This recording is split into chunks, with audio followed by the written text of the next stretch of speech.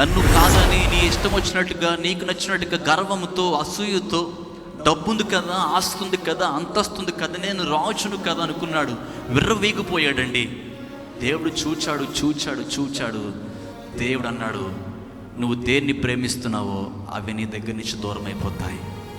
ఈరోజు వాక్యం విన్న ప్రియ సోదరి, ప్రభువు అన్నాడంట, మన లోకాన్ని ప్రేమిస్తే ఆ లోకం మనల్ని నాశనం చేస్తుంది, కానీ దేవుణ్ణి ప్రేమిస్తే దేవునికి మనము దగ్గర అయిపోతామండి. నెబుకద్నెజర్ రాజు బబులోను ప్రాంతంలో, బబులోను దేశంలో ఆ యొక్క దేశాన్ని పరిపాలిస్తున్నప్పుడు నా దేశము నాది నాది నాది నాది నాది నాది నాది నాది నాదే అనుకున్నాడు తప్ప ఇదంతా నా యేసే వల్ల వచ్చింది, ఇదంతా నా దేవుని వల్ల కలిగింది అని అనుకుంటే ఎంత బాగుండేది.